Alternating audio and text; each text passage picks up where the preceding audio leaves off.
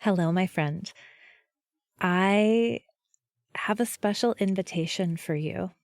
I have a new, potent, concentrated group coaching program called Crucible. We begin on April 10th. You can go check out timewitchery.com/crucible, and I'm going to tell you all about it at the end of the show. So if you're interested, stay tuned.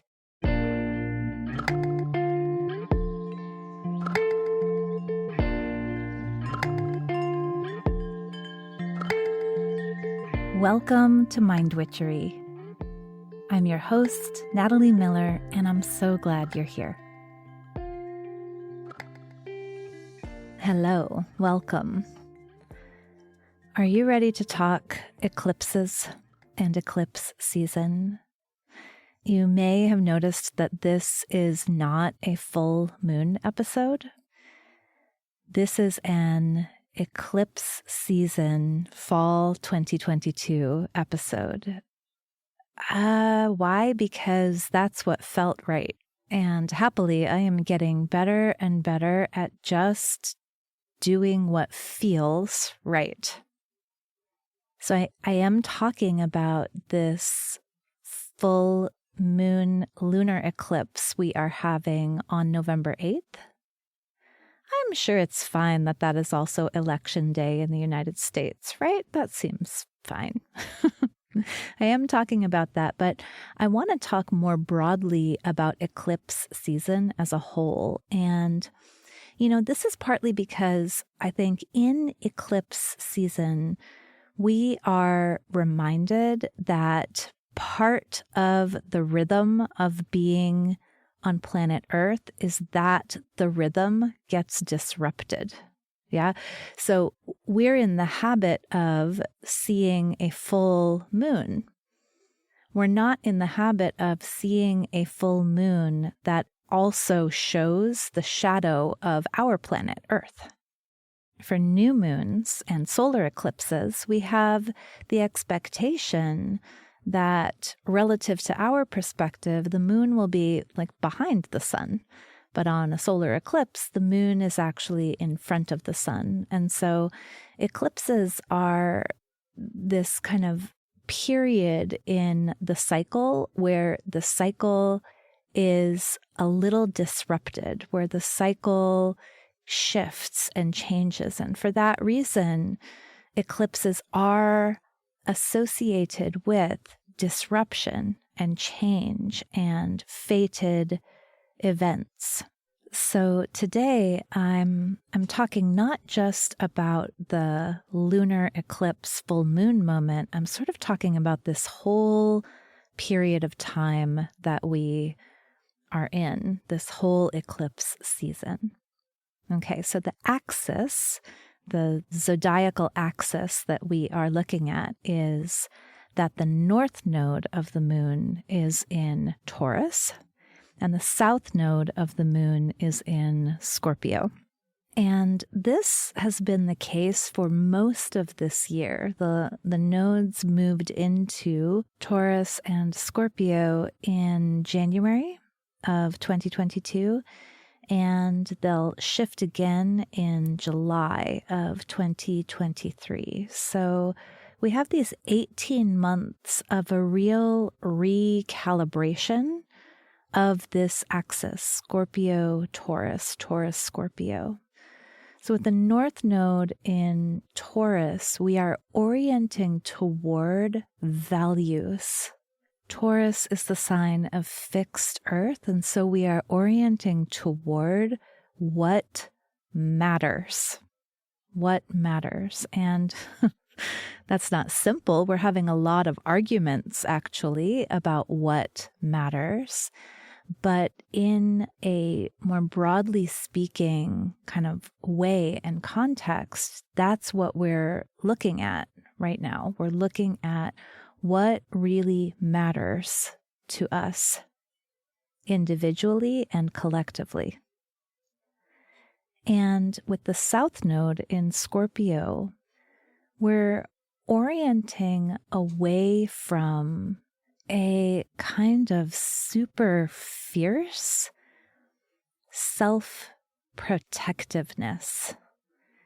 And that's not to say we aren't interested in our protection, because we are. But when you think about Scorpio, the scorpion, as my astrology teacher, Austin Kopek, taught me, is armed and armored, right? So the scorpion is very survival oriented, and they are notoriously pretty fucking hardy as creatures. They have this armor on that protects them, and they are armed also with a stinger. So there's kind of a very like, do whatever it takes to survive vibe here. And I think my episode about this kind of lunar shift, the last one I did, I think I called it like surthrival. It's like in this season, surviving is not sufficient. Actually, we want to thrive. We want more than just getting by. We want more than health insurance. We want health care. We want it to be more beautiful and more harmonious and more just and more fair, this life. Yeah? So that's kind of the bigger theme. Now I'm going to tell you that I had this very clear vision come to me as I was thinking about recording this episode. And the vision is going to serve as a metaphor that will help me explain what I'm really feeling like this moment is about for us. I had the vision of a snake shedding its skin, but the snake actually wasn't out of the old skin. It's just that the skin had loosened up. And I don't know if any of you all have ever seen this. I'm from New Mexico, where there are lots of snakes. So I've seen snake skin, and I've seen a snake mid-shed also. It's very interesting. So I love the interwebs because, of course, I Googled what's actually happening when a snake sheds its skin. And of course, the information I found from the good people at the Iowa Department of Natural Resources, thank you, gave me an explanation that made the metaphor so much richer. I was like, oh my gosh, this is perfect. And really expressing exactly what this time feels like to me. So the way we usually shed skin, we creatures on Earth, most of us, we are kind of shedding bits of old cells all the time. And I think that is often how we are changing, right? We are changing a little bit all the time. Circumstances are changing a little bit all the time. Renewing and refreshing, and that's generally how it goes, right? So just like in the normal lunar cycle, like, yeah, there's some sloughing off and there's some renewal happening. But with a snake, that doesn't happen. With a snake, the snake will outgrow its skin because its skin doesn't grow with it. And apparently what will happen is the skin layer will expand a little bit, and then it begins to die. So I want you to imagine this. There's a snake who's been growing, and rather than stretching, the skin kind of like expands and then starts to desiccate. And the snake is kind of covered in this old, no longer integrated skin. And fascinatingly, even its eyes are skin covered. So it has a hard time seeing even. And of course, the skin is a protective layer, right? And so are you seeing all of the metaphorical kind of significations all kind of harmonizing together? So the way that I see this is that somewhere in your life, you have had some immense growth, and that growth has been in the direction of what really matters, what really truly matters to you. And listen, I don't know if this is in your work or in your health or in your relationships or what it is, but there's been growth, and there's some kind of old self-protection strategy, some kind of old way of trying to keep yourself safe that is too limiting for the growth you've experienced. Like this old means of protection is confining you more than it is protecting you. And so just sit with that for a moment, and really, because it's Scorpio season, allow yourself to feel into where that's true. Where is it that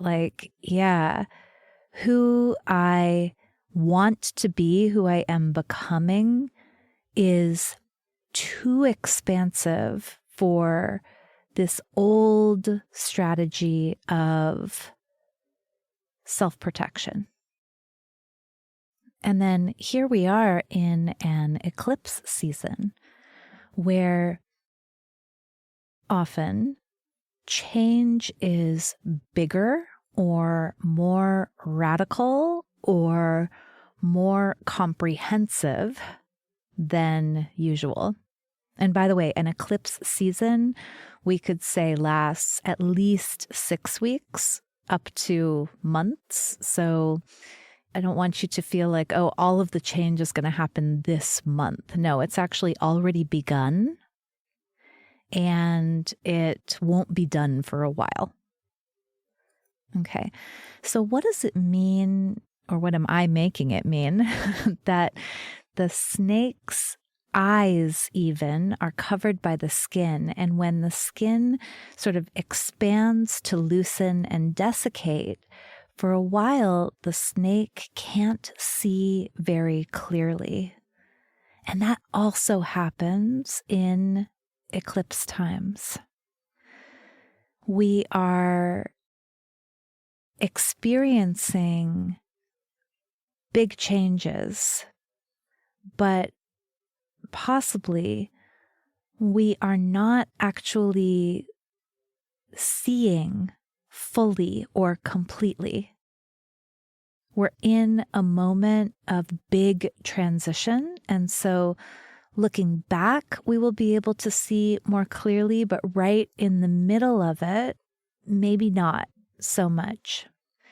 And in this moment, according to the Iowa Department of Natural Resources, the snake is actually a bit vulnerable. Right? It's got this kind of like skin bag on it. It can't see so clearly. And it's not yet moving through the world in a fully integrated way, right? Where it feels completely comfortable in its skin. And so in this moment, it requires a little extra cocooning, right? It requires a little extra time curled up under a rock. And perhaps you too are feeling this in this moment. A little bit of reclusiveness and allowing yourself to stay a little quiet these days, or not so exposed and out there as you are shifting skins. Okay, now, could be the case that that doesn't resonate at all. And I want to be super clear that as I'm telling these stories, I'm hoping that you are interpreting them in the way that really makes sense for you. So what happens next is what I think this lunar eclipse is really going to do for us. The snake needs to do one of two things, but both of them create a little tear, or maybe a big tear, in the old skin, right? So you've got kind of the skin bag. It's no longer integrated. It's just kind of hanging there. And for us, this would be the old mode of self-protection that doesn't allow us fully to live into our values, into what matters. But even though it is not integrated anymore, it's still kind of inhibiting us. And in fact, it's starting to blind us. It's starting to not allow us to move freely and see clearly in the world because it's just old and it's got to go. It doesn't work anymore.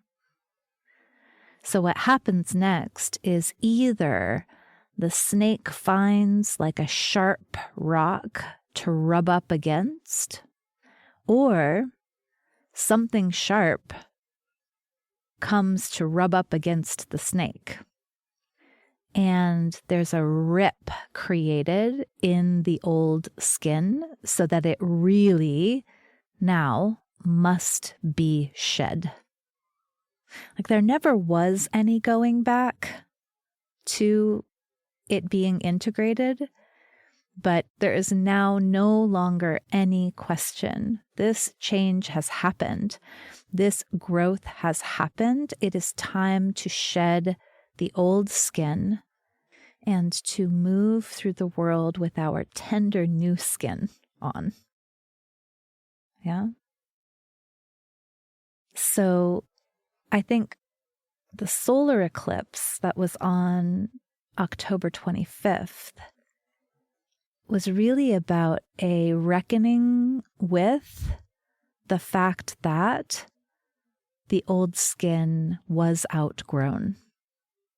That solar eclipse, a couple weeks ago, last week, was asking us, where are you lying to yourself? Where are you trying to convince yourself that the old skin still fits? And what is it time to get very honest and real about? What are the values toward which you want to orient? And what is the old way of being that holds you back? So I might say, I want to orient toward full self-trust, full faith that everything's going to be okay.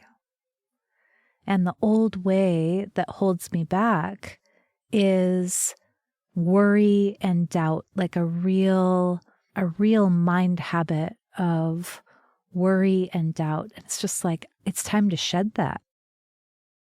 It might be that I'm wanting to orient toward more visibility, more visibility, more generosity, more bringing my whole self forward. And what keeps me from that are old patterns of self-consciousness that were trying to protect me, but never really did, right? And that's part of it right now is what are the self-protection mechanisms that actually just kept us small rather than safe? So we've been for a couple of weeks now noticing that there is some place, or maybe many places in our lives, that the old way simply won't do, and it is time for a change.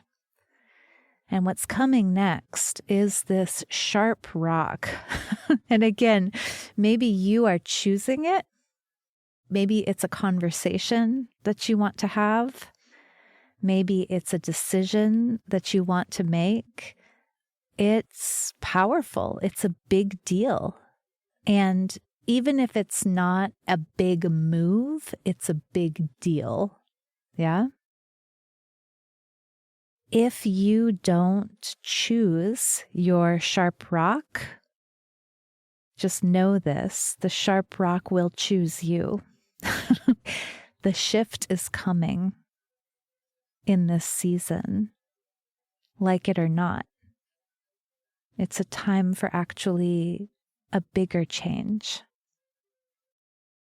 Now, the great news is that when the rock tears a hole in that old skin bag, and isn't like skin bag is like, ugh, it's so icky, but I hope you can see it because you have one right now. So when there's the hole torn in it, the snake then can slither out. It can wriggle and contort and slither out of the old skin. And now it can move integrated fully into its whole self. It can move through the world in this clearer and more empowered way. And isn't that just a gorgeous image of just like the sleek and, I don't know, to me it's kind of like satiny snake is getting to move so elegantly and gracefully and powerfully through the world now that that old skin is gone. And yet I want to acknowledge that moment of recognizing that the skin is done. That moment where actually nothing really looks clear. It looks clouded. It like it's just nothing is quite fitting. It's not making total sense. It doesn't feel elegant. It feels uncomfortable. And yes, you feel vulnerable in that moment because you are vulnerable. And yet, it's like the only way out is through. The old skin cannot protect you any longer. It's time to let it go. All right, so let's shift to the questions. And the questions are here to help you in this cocooned state where you're like, okay, I think I'm ready to choose my rock, or okay, I'm going to wait and I'm going to see what rock chooses me. Huh? What's going to be the hard edge that I scrape up against that finally sets me free? Okay, it's coming. So here's your questions to dig into this moment. The first one is actually coming from, Leslie Tagorda and I wrote this book together on new and full moon rituals. And so the first question is actually from that new moon eclipse on October 25th. And it feels important as the first question to answer, maybe even again if you already answered it because you have the book, but where are you trying to deceive, mislead, or convince yourself of something that's not true? What do you really know deep down? So this is a clue to where you've outgrown the old skin. You know something is true deep down, and you've been trying to make yourself fit in a way that you just don't fit anymore. So where is that in your life? Could be anywhere. Where does that ring true for you? Okay. On to the full moon eclipse and Taurus questions that I hope will really give you some comfort and some strength as you are cocooning with your skin bag. So, where have you built strength and stability as you've navigated the changes of the last few years. Uranus in Taurus is conjunct this moon, and Uranus has been in Taurus for years now, for a lot of pandemic years. So where have you built strength and stability? What have you leaned into? What have you tapped into that has helped you to have strength and stability? Okay, second question. For you, what are the best containers and practices for connecting with your body? There's a Saturnian element to this eclipse season, and I think it's asking about containers and practices. So it might be like, oh, a group exercise class is a great container for me. That's something I've rediscovered in this season. Or perhaps an evening walk is a great practice for you. So what are the containers and practices for connecting with your body? What are the containers and practices for connecting with your emotions? What are the containers and practices for connecting with your intuition? Because all of these, connecting with your body, connecting with your emotions, connecting with your intuition, helps you more fully to connect with your values, to what really, truly matters to you. And we're being called into that. We are in an earth and water moment. Taurus is fixed earth, Scorpio is fixed water. It's like, please ground down into what's real for you in your body, in your heart, in your guts. Next question. Always a great question. Where will better boundaries create more freedom for you? I just taught a workshop on boundaries. It was so fun. And it's like, with better boundaries, you have your new skin. You have a different way of keeping yourself safe that is not kind of diminishing or reducing yourself, but rather is really claiming your power to slither as you choose. Okay. What quotations, mantras, spells, scriptures, what helps you to access trust and faith in the midst of uncertainty? In the moment of, I can't see so clearly, but I can feel more integrated. What helps you there? And I went back to look at Mind Witchery episodes that I could point you to. I have 5 of them. They're linked in the show notes, so you don't need to write them down. But episode number 11, a spell for trusting your next move. That's a good one.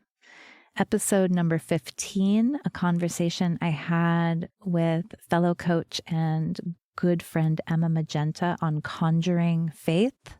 Check that one. Episode 35, about the new moon in Scorpio many moons ago.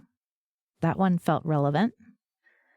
Episode number 48, a spell for rising through challenge.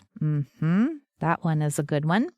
And then finally, a recent listen, episode number 81, a spell for expanding your capacity for hope. So all of those will give spells that I hope will help you to access trust and faith in the midst of uncertainty. And then finally, last little pair of questions.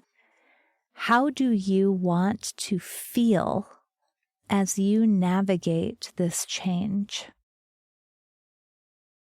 How do you want to feel? And again, this is like asking you to turn your attention inward Turn your attention toward your values. Turn your attention toward this self of you that has grown bigger than your business as usual can accommodate. So how do you want to feel? And then what do you need to believe about yourself, about the world, about this moment, about life? What do you need to believe to feel that way? So if I want to feel strong, I might believe in this moment that true strength is so much quieter than I was taught. That true strength has a flexibility in it and an honesty in it. That the truly strong aren't holding it together. The truly strong are allowing things to fall apart and are trusting that they will build them back again. Right? So I want to feel strong, but I also need a new definition of strength because the old one is dead to me. You see? All right, my love. So remember, we're shedding, we're cocooning. The sharp rocks are right there for you to rub up against, or they're coming. There's no avoiding wriggling free of this old skin bag. And in fact, the sooner you can get free of what is no longer true for you, what no longer works for you, the sooner you will be free to move about the world in this clear and integrated and empowered way. I hope you found this helpful. I send you enormous love and support, and I thank you for listening. Bye for now.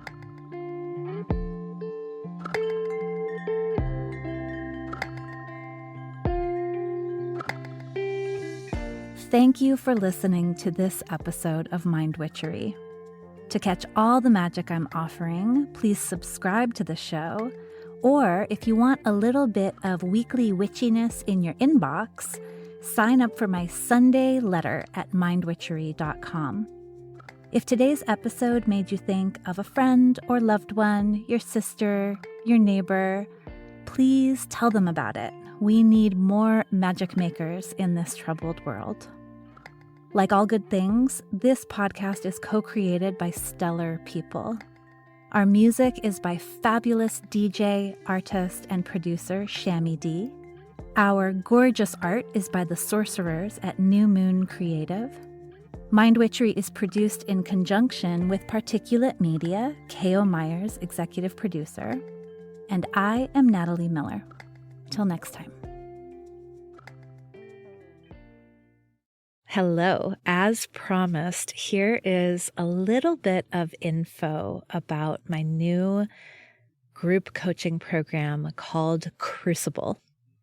You know what a crucible is? A crucible is a container in which transformation occurs. It's a strong container, basically like where you melt down metals so that you can make new things. You can make alloys. And my program is called Crucible because it is designed to give you a space where you can summon the courage, the inspiration, the momentum that you need to finally take action on, to finally manifest that thing that you have been wanting to do. And what is that thing? I don't know. That thing might be a new offer if you are an entrepreneur. That thing might be the idea for the book that's been swirling around in your head. It might be an outline for that book. It might be a whole short story. That thing might be a job description for the assistant that you've been wanting to hire. That thing might be your own podcast. Whatever that thing is that you keep thinking, oh, someday I'd really love to make this happen. Crucible says, let's do it now and let's do it together. So Crucible offers 7 weeks of group coaching. Crucible offers insight into how it is exactly that I take an idea and make it real. Right? Now, this is not about me kind of imposing my method onto you, but it is about sparking your own creativity and insisting on a self-honoring way of creating. Yeah? Crucible is about community with other people who are also making it happen. And I cannot even begin to put into words how valuable that is. How much of a difference it makes to be surrounded by other people who are expanding and growing into what's next. Crucible is in large measure about helping you to claim the time and energy that you need to create what's next. And so we'll use my anti-planner, Time Witchery, to do that. We will use co-working sessions that are hosted by Flow Club. I'm very excited about that part in particular. So Crucible is not assuming that you have the willpower and courage and time and energy to make this thing happen. In fact, Crucible says, oh yeah, let's give you a place to generate that, to generate all that you need in order to manifest what it is that you want next. So you are invited. You can go check out Crucible at timewitchery.com/crucible. We begin on April 10th. We go through April and most of May, and then we get to take off for the summer having finally taken action on that thing that you've been toying with, flirting with, wondering about, dreaming about for so long. So again, more details at timewitchery.com/crucible. I super hope you will meet me inside.